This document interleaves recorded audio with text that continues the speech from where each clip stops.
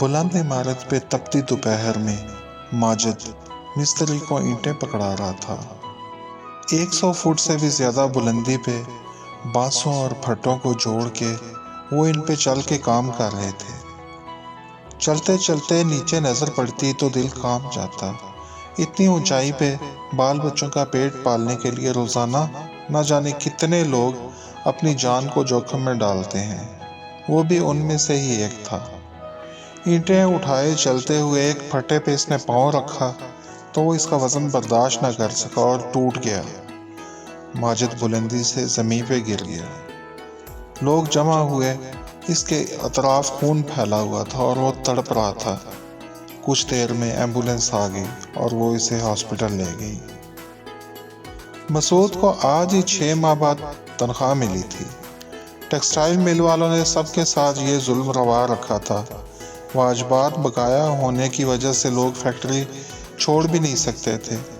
इसे तनख्वाह मिली तो सबसे पहले इसे अपने बच्चों का ख्याल आया। छोटी बेटी गुड़िया का ख्वाब सजाए इसे वक्तन फवक्तन याद करवाती रहती थी। बड़ी बेटी के स्कूल यूनिफॉर्म पे कई पैबंद लग चुके थे। बेटे के जूते टूट चुके थे। तनख्वाह मिलते ही वो सबसे पहले बाजार गया और सब चीज़ें खरीद कर अब वो बस स्टैंड की तरफ जा रहा था। वो जल्द अज जल्द घर पहुंचना चाहता था। सब बच्चे अपनी चीज़ें पाके कितने खुश होंगे। इन्हीं ख्यालों में महव वो इस ट्रक को देख ही न सका जो बड़ी तेज़ रफ्तारी से इसकी जानिब बढ़ रहा था। ब्रेक लगाते लगाते भी ट्रक इससे टकरा ही गया और वो उछल के कई फुट दूर जा गिरा।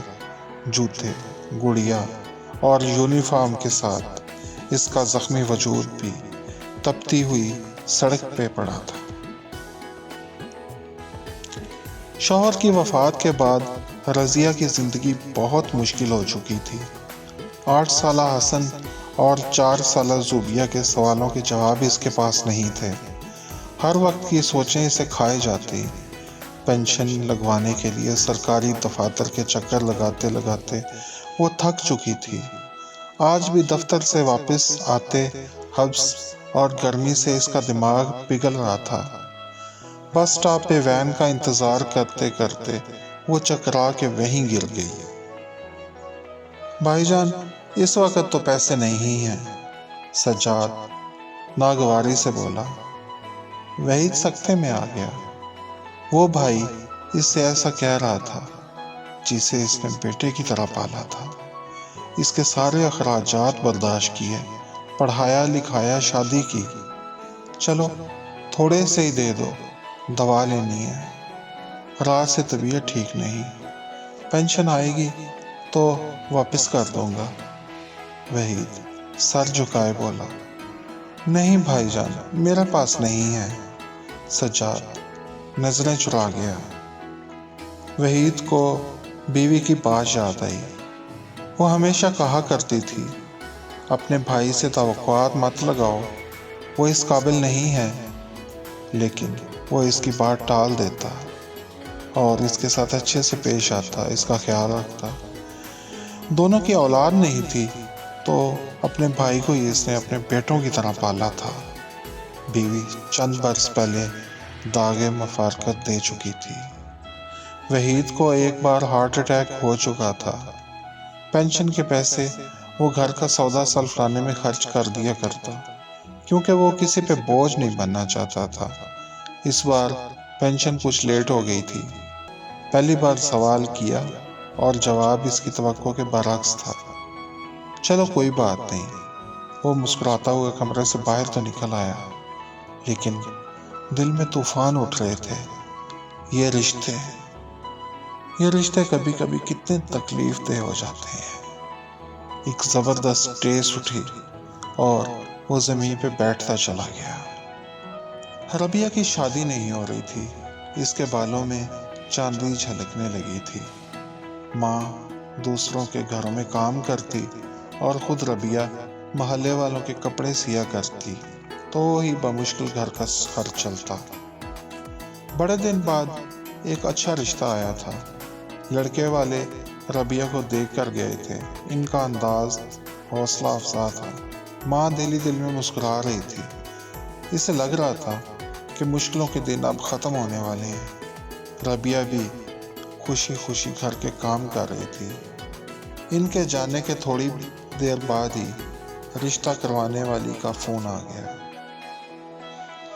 بہن، ان لوگوں کو لڑکی تو پسند ہے لیکن گھر پسند نہیں آیا، انہوں نے انکار کر دیا ہے۔ ماں کے دل کو دھچکا لگا۔ اس دوران نہ جانے کیا کیا خواب دیکھ چکی تھی وہ۔ اس کے ہوش و حواس جواب دینے لگے اور آنکھوں کے آگے اندھیرا چھا گیا۔ 12 سالہ توقیر والدین کی اکلوتی اولاد تھا۔ بڑی منتوں کے بعد شادی کے 8 سال بعد پیدا ہوا تھا۔ لاڈو پیار سے اس کی پرورش ہوئی جس نے اسے ضدی بنا دیا۔ ہر کام وہ اپنی مرضی کا کرتا۔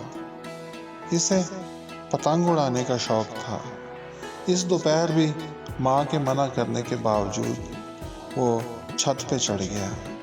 پتنگ اڑاتے اڑاتے وہ پیچھے ہٹا اور توازن قائم نہ رکھ سکا۔ گلی میں گرتے ہوئے اس کی چیخ بڑی دردناک تھی۔ ہاسپٹل کے برآمدے پہ فرش پہ ماجد، مسعود، رضیہ، وحید اور ربیہ کی امی بے سدھ پڑے ہوئے تھے۔ ان سے کچھ فاصلے پہ ڈاکٹرز بیٹھے گپ شپ لگا رہے تھے۔ گزشتہ کئی روز سے اپنے مطالبات منوانے کے لیے ان کی ہڑتال چل رہی تھی۔ مریضوں کی ایسی حالت دیکھ کر بھی وہ ٹس سے مس نہیں ہو رہے تھے۔ ان مریضوں کے لواحقین بھی پہنچ چکے تھے۔ معصوم، حسن اور زوبیہ بھی ماں کی حالت دیکھ کے رو رہے تھے۔ کسی نے ان کو ڈاکٹرز کی طرف بھیج دیا۔ انکل، میری امی کو بچا لیں، وہ رو رو کے فریاد کر رہے تھے، لیکن ڈاکٹرز بے حسی کی تصویر بنے بیٹھے تھے۔ ڈاکٹر، آپ میں انسانیت نہیں ہے، لوگ مر رہے ہیں اور آپ چپ چاپ بیٹھے ہیں۔ ایک نوجوان ان سے لڑ پڑا۔ دیکھو بھائی، گورنمنٹ ہمارے مطالبات مانے گی تو ہی ہم کام کریں گے۔ ہم آزاد ملک کے آزاد شہری ہیں، احتجاج ہمارا حق ہے۔ نوجوان ڈاکٹر بے نیازی سے بولا۔ لیکن ان سب کا کیا قصور ہے؟ اس سوال پہ ڈاکٹر نے منہ دوسری طرف کر لیا۔ وارڈ بوائے نے بھی سفارش کی لیکن ڈاکٹرز نے سنی انسنی کر دی۔ مسعود کے بچے بھی رو رہے تھے۔ انکل، میری امی کو کیا ہو گیا ہے؟ حسن بار بار یہی کہہ رہا تھا۔ معصوم زوبیہ ڈاکٹر کے پاؤں میں بیٹھ گئی۔ اسے کچھ سمجھ میں نہیں آ رہا تھا کہ کیا ہو رہا ہے، بس روتے ہوئے کو دیکھ کے وہ خود روئے جا رہی تھی۔ ربیہ ستون سے ٹیک لگائے پتھر بنی کھڑی تھی۔ زمینی رشتوں میں اس کے پاس صرف ایک ماں ہی تھی۔ دیگر لواحقین رو رہے تھے، چلا رہے تھے، ڈاکٹرز کو برا کہہ رہے تھے، لیکن کوئی ان کی سننے والا نہ تھا۔ سب سے پہلے حسن اور زوبیہ کی امی بے جان ہوئی۔ بچے اس کے بے جان جسم سے لپٹ گئے۔ زخموں سے چور ماجد دھندلائی آنکھوں سے دیکھ رہا تھا۔ اس کی بیوی، بچے اس کے پاس تھے اور مسیحا دور بیٹھے تماشا دیکھ رہے تھے۔ ایک دن تو اس زندگی نے چھوڑ کے جانا ہی ہے، شاید آج ہی وہ دن ہے۔ اللہ، میرے بچے اب تیرے حوالے ہیں، ان کا خیال رکھنا، اس نے سوچا۔ زندگی کی ڈور اس کے ہاتھوں سے پھسل رہی تھی۔ دھیرے دھیرے اس کی آنکھیں بند ہوتی چلی گئیں۔ رضیہ اور وحید بھی آہستہ آہستہ موت کی آغوش میں چلے گئے۔ معصوم توقیر بھی زندگی کی بازی ہار گیا۔ اس کے والدین کی فلک شگاف چیخیں دل دہلائے جا رہی تھیں۔ ہاسپٹل قتل گاہ کا روپ دھار چکا تھا۔ دیگر مریض بھی زندگی کی آخری سانسیں لے رہے تھے۔ ایک کے بعد ایک جان نکل رہی تھی۔ لوگ دھاڑے مار کے رو رہے تھے۔ مسیحا بے رحم قاتل بن چکے تھے۔ ربیہ کی ماں بھی بے حس و حرکت تھی۔ بیٹی کے رشتے کی فکر سے ہمیشہ کے لیے آزاد ہو چکی تھی۔ ایسا ماحول بن چکا تھا کہ سنگ دل سے سنگ دل انسان بھی اپنے آنسو نہ روک سکتا۔ ان سب سے لا تعلق کچھ ڈاکٹرز، جن کو انسان نہیں بلکہ درندے ہی کہنا چاہیے، اپنے موبائل پہ، سوشل میڈیا پہ ڈاکٹر اطفاؤ کی تصاویر پوسٹ کر رہے تھے اور کچھ جشن آزادی کے حوالے سے قائد اعظم اور علامہ اقبال کی تصاویر اور فرمودات پوسٹ کر رہے تھے۔